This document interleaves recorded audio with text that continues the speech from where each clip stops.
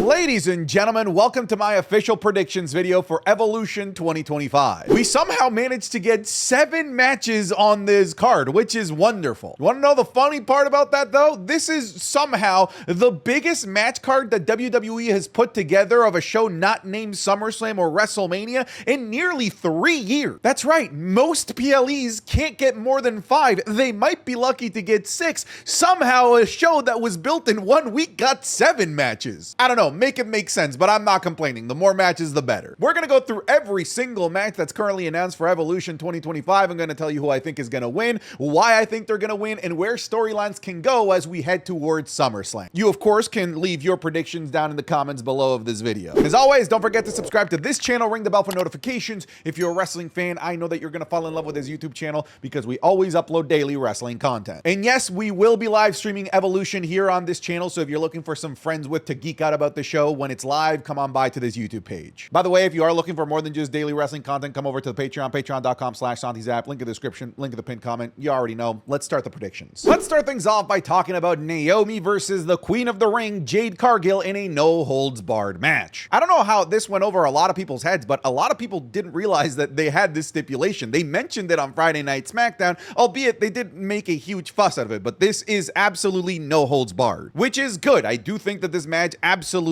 desperately needed a stipulation, not necessarily because the story is boring, because it's one of the better, longer storylines that WWE has going on, but because we've already seen this match at WrestleMania 41, and although it was good, I do think that the storyline has picked up to the point where it warrants a stipulation that allows things to get more violent. So I'm good with the no-holds-barred stipulation here. I think this is a pretty clear-cut Jade Cargill victory. Jade Cargill cannot look weak coming off of the back of this show, considering in 3 weeks she's going to be challenging for the WWE Women's Championship at SummerSlam, likely against Tiffany Stratton. Sure, the Money in the Bank briefcase could absolutely change everything that we could be trying to fantasy book over the next 3 weeks. It's possible that, yes, Jade Cargill wins here, and in Tiffany Stratton's later match in the night, that Naomi cashes in, and then all of a sudden, it's Naomi versus Jade Cargill, but I think that's overall way too complicated to happen at this show. The reason why I don't think that Naomi is going to cash in is because I think she's going to lose this match. So for her to lose to Jade Cargill, to win the title, and then have to defend against Jade Cargill again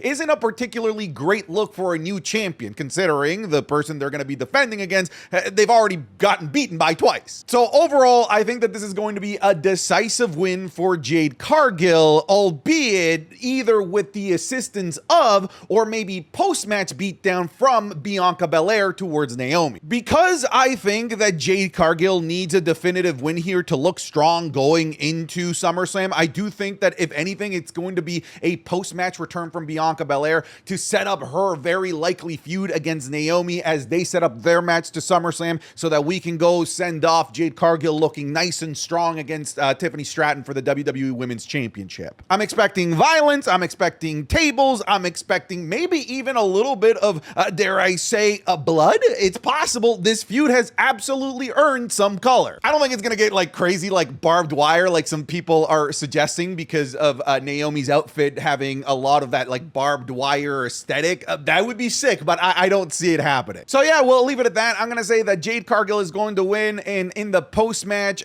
maybe she's getting beaten down by an angry, jealous Naomi, and Bianca Belair comes back to take out Naomi to set up their SummerSlam match. You know how it is. Moving on, let's talk about the Battle Royal, where the winner gets a Women's World Championship match at Clash in Paris. To clarify, the winner, very much like a Royal Rumble winner, gets to pick which champion they get to face at Clash in Paris. I've already said I think it's a little bit weird that the winner of this doesn't get their championship opportunity until post SummerSlam. I would have figured that winning this Battle Royal would just get you the championship match of the remaining champion that hasn't been challenged by the Queen of the Ring winner at SummerSlam. But hey, whatever. Clash in Paris is going to be a sick show anyway. I am expecting literally every single woman that is not booked for an individual match or tag team match to be on this match, including probably all of the women of NXT. Like, if we're talking about 30 women in this Battle Royal, I think that you can literally include everyone that the WWE employs. I think it would be sick if they included, say, maybe even the Evolve champions, or maybe some of the women that were part of LFG Season 1. But that's besides the point. I have to predict the winner, and I do do think the winner is going to be Stephanie Vaquer. In fact, you know what? I'll predict the final two for you. I think the final two are going to be Julia and Stephanie Vaquer, and they're going to have a little mini micro match, just kind of reminding everybody, hey, these are the two biggest women's free agent acquisitions that the WWE has landed over the last 12 months. And I think they're going to have a wonderful final sequence, but ultimately I'm going to predict that Stephanie Vaquer is going to come out on top here. Much like the entirety of the PLE, this match hasn't had literally any build up to it. We haven't really had any promos of any women saying, I'm going to be in this and I'm going to win and I'm going to challenge this person. Literally the only person that's gotten that particular type of screen time to hype up the Battle Royal is literally Stephanie Vaquer. So I think they're just going to give it to Stephanie because I think that this is the correct choice to give us the best possible brand new matchup in the main event that isn't just rerunning Rhea Ripley versus Io Sky. Look, I think that Stephanie Vaquer versus literally anybody at Clash in Paris, whether it's Rhea or Io Sky, would be a fantastic match that would be catapulted to even maybe potentially levels of legendary status because we know that that Paris crowd is going to be absolutely insane. I think a strong contender here could maybe potentially be Bianca Belair if she doesn't make her return during the Naomi Jade Cargill match. It could be Bianca returning here, winning, and then maybe getting that Jade Cargill match for the championship should Jade Cargill win at SummerSlam at Clash in Paris. Or Naomi, whatever ends up happening at the end of all of the SummerSlam dust settling with the Money in the Bank briefcase. But I don't want to predict Bianca Belair because that would be predicting somebody that's not even like back yet officially, and I think that would be a very, very risky pick considering you can do a multitude of other things with Bianca Belair.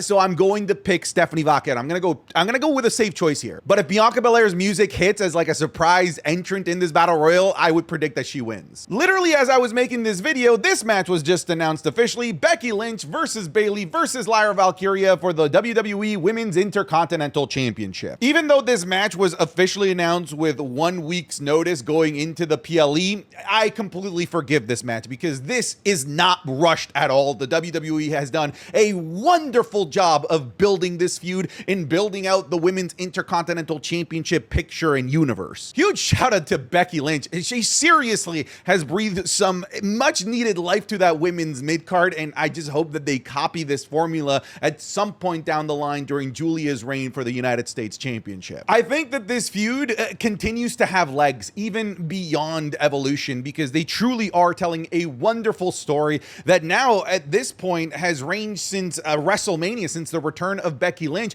a story that involves all three of them with the title, without the title. It's just been really, really great stuff. And in the absence of Bayley, WWE has done a great job at telling the story between Becky Lynch and Lyra Valkyria. In the last couple of weeks, WWE has expanded the story to tell us about the problems between Bayley and Lyra Valkyria and how the championship is getting between their friendship. Like, it's honestly been really, really great stuff. So I can completely forgive the WWE for announcing this 7 days before the show because they've done a wonderful job of building this out for the last several months. This is the picture perfect way to build literally any feud. Like, whether it's main event, mid-card, low-card, tag team, the WWE has set out the blueprint as to how to get people over and how to get a championship over with what they've done with these three women with the Intercontinental Championship. So now it's time to predict who I think is going to win. I think that if Becky Lynch is going to lose at some show, I think it's going to be at a bigger show. I think it's going to be in a bigger stage. I think it's going to be at SummerSlam. So I am predicting that Becky Lynch is going to retain the Women's Intercontinental Championship, and she has every way and every excuse to get away with the win here because you just know that there is going to be something that happens in this match between Bayley and Lyra Valkyria that opens up a window for Becky Lynch to sneak out with a Weasley victory, and I wouldn't hate it if they just ran back this triple threat right back at SummerSlam. So yeah, I'm going to predict Becky Lynch is going to retain her WWE Women's Intercontinental Championship after this match. Damn! Dude, this match is crazy. Oh my, dude, we are 2 minutes in. Water veins tied to his neck. You are gonna die.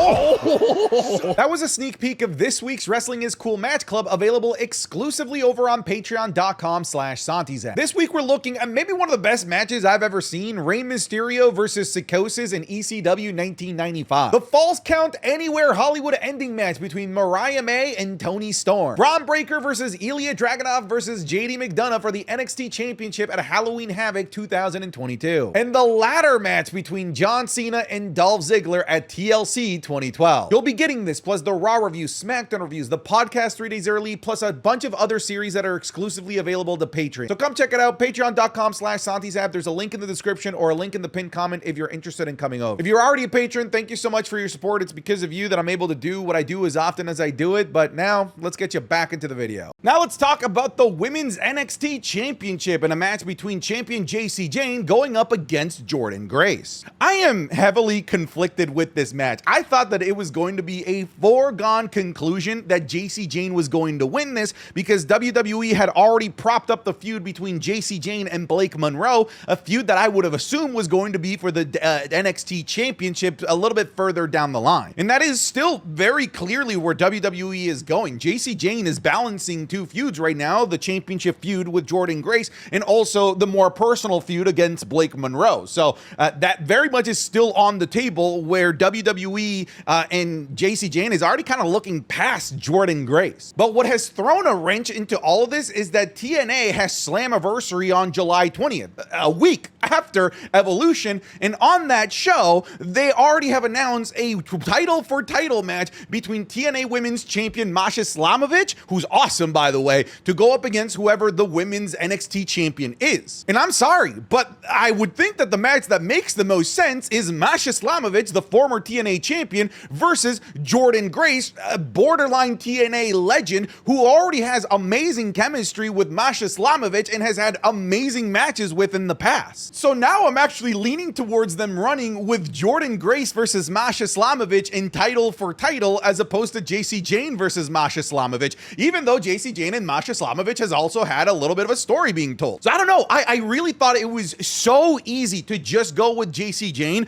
I'm going to continue to stick with my gut, but I'm telling you, I'm nowhere near as certain as I was, because now both of them winning make a tremendous amount of sense because of this TNA Slammiversary show a week later. So just kind of keep that in the back of your mind. If the WWE decides to go with Jordynne Grace, it's probably because of that show specifically happening after Evolution, but I'm going to stick with what I've always thought was the choice, which is Jacy Jayne to continue her feud with Blake Monroe for the NXT Women's Championship. So I'm locking in Jacy Jayne, although I'm nowhere near as confident as I was had I been making this video like a week ago.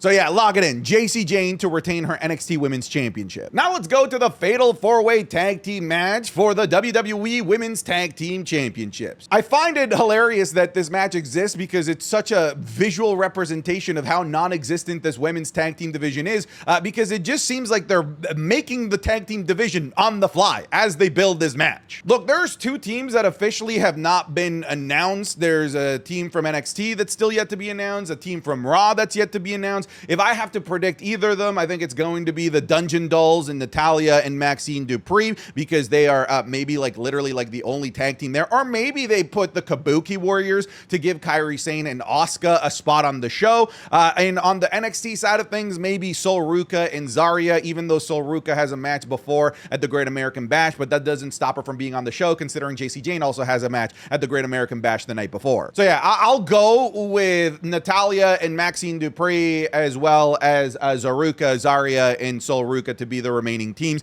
But honestly, I don't think it matters, because I don't think that either of the remaining teams, regardless of who they end up being, are going to win, because I'm going to go with Alexa Bliss and Charlotte Flair. I told you guys, I think at this point, months ago, that I can see it plain as day. As soon as Charlotte Flair and Alexa Bliss started to have even an ounce of interaction that didn't lead to them beating each other up in the back, I said it. They're just going to give them the tag titles, because we've seen this formula time and time again deployed by the WWE. You're a single star and you're doing nothing. You're a single star and you're doing nothing. You both happen to be women. Tag tag team champions. Let's run it. And you know what? It's a formula that they've done for a long time, but it's a formula that's worked for them. And also the good guy, bad guy, buddy cop, will they, won't they type of tag team has always worked in WWE. I cannot think of an example that WWE has deployed in the last 20 years of this style of tag team where it's like, we don't like each other, but can we work together for a common cause, where it hasn't worked. It works like 100% of the time for the WWE, and I can see it working already with the fans who are actually weirdly softening up on Charlotte Flair, a person that they've individually hated for like the past decade. Raquel Rodriguez and Roxanne Perez don't really exude any sort of like championship aura, considering that Roxanne Perez was just handed the championship. If this was Raquel Rodriguez and Liv Morgan, we'd be having a totally different conversation, but I think WWE can be entirely comfortable taking the titles off of Raquel and Roxanne